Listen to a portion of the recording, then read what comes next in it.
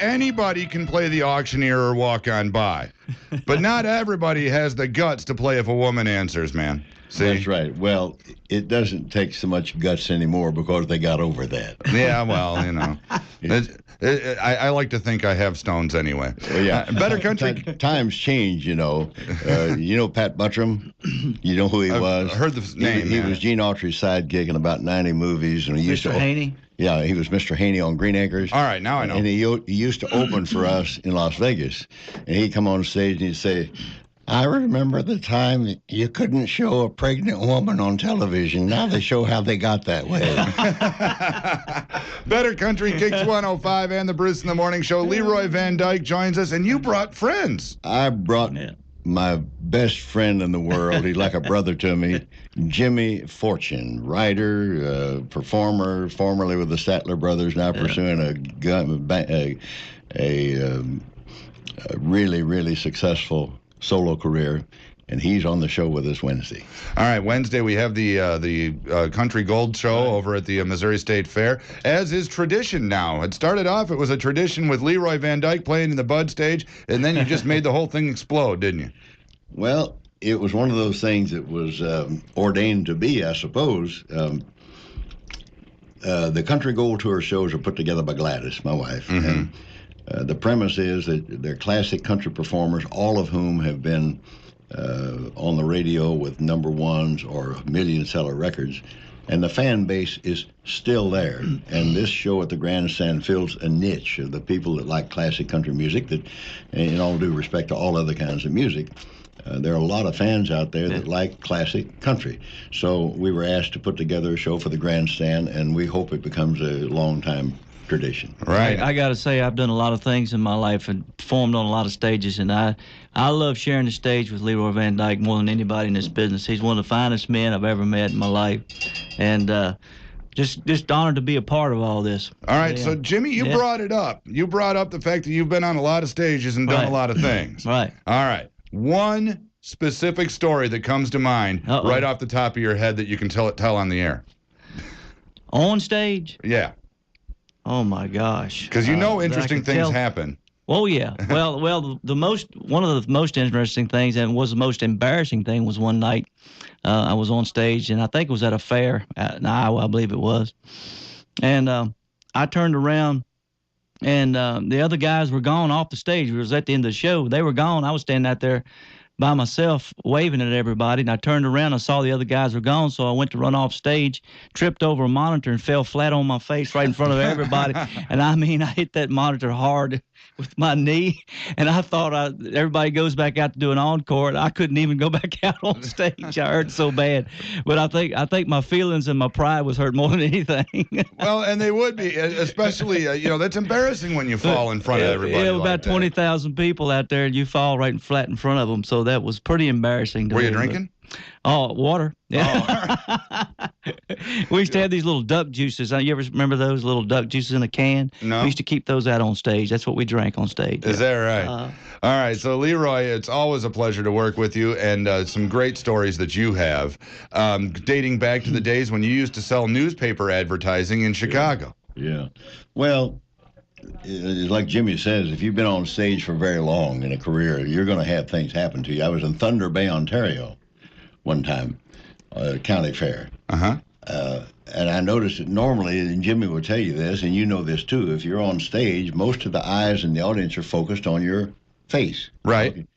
At least I hope. They weren't focused on my face. They were looking someplace else. I thought, something's wrong here. And so I was wearing a real tight jumpsuit, and I glanced down, and the zipper had busted wide open, and when I looked down, the whole audience just blew up, just roaring, laughing. I said, "Folks, you're going to hear an instrumental." And I'll be right back. So the boys played a couple of instrumentals while I found some more clothes. I remember one time Harold ripped his pants out on stage one time, and it was just ripped right before we were getting ready to go on. And he had to walk out on stage, and so he couldn't go. He didn't have time to change, so he just turned around and showed everybody what he did. He said, "Look at this." He turned around and spread his pants open, and he just did the whole show with his pants. You can't do anything about things like that. Well, no. I mean, wardrobe malfunctions happen. Yeah, that's true. Even to Janet Jackson. All right. That was planned. You picked up on that by yourself, did you? Yes, I figured. Got a lot of publicity. All a lot by of myself, publicity. I figured that out. Well, yeah, it caused the FCC a big uproar. They said, hey, after that debacle, we're going to clean up the airwaves, and they immediately attacked radio. That was nice of them. Right.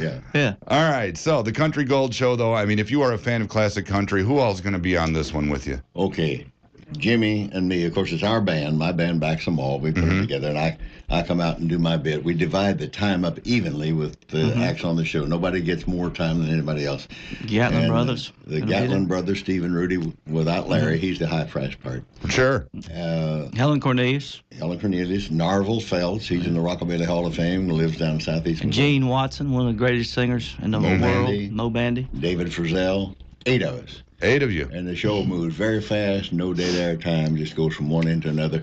And I think you'll find that every song you hear on that show will have been a million seller or a #1 record. Right, and every one of them a toe tapper. Everyone. Yeah. And it's always a nice show because people actually sit back and relax and enjoy the show. The difference between this and some of the modern music is that, first of all, everybody will be dressed as though they're not going to a pig catching contest. They'll be dressed up for a show, and you will, unless your hearing aid batteries are down, you'll be able to understand every word of every song. And it's planned that way. Right. And the band will not be covering up the vocals. Very good, man. So, yeah, it's going to be a lot of fun. Missouri State Fair. It is this Wednesday. Tickets are still available at the box office. So just go over to the fair, go to the box office, and pick some up, man. It's going to be a great time. We're going to have so much fun that we should be paying them. No, Mark.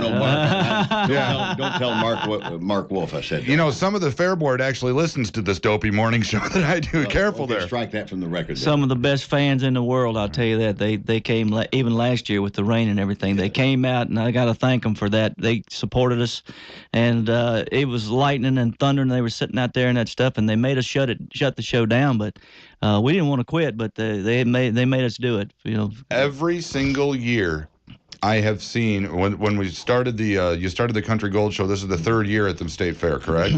When he started doing that, every year lined up down almost to the midway, just boom, waiting for the gates to open. Every time he played the Bud Tent, you know, it was Dick, nice of me. Leroy Van Dyke playing the Bud Tent. He doesn't trip over a chair when he comes out. No, you trip over cords though when you're going off stage. Yes, I do. All right. So, but Leroy Van Dyke packed the Bud Tent. No matter what the weather was doing, that Bud Tent was packed. That shows us that there's a following for the classic sound, man. Everybody likes it. Yeah. Well, Leroy, I'm going to toot his horn. I tell you, he's the hardest working man I've ever known in show business. One of the finest men I've ever worked with. And I always tell everybody, my motto is if I ever grow up, I want to be like Leroy Van Dyke. Right. When's Leroy going to grow up? That's the question. I'm going to tell you something. Jimmy and I are privileged to be in a business, and you too, being in a business where you don't have to grow up. Right. See, you can act like a kid all your life and get paid for it. I'm wearing little boy pants to work today, but nobody knows. I wasn't going to say anything about it, but you ought to see this guy. And you can see me 12:30 to 4 today, hanging with Bombshell over at the Bud stage. Guys, thanks for stopping by. We appreciate it, man. Thank you. Always a pleasure.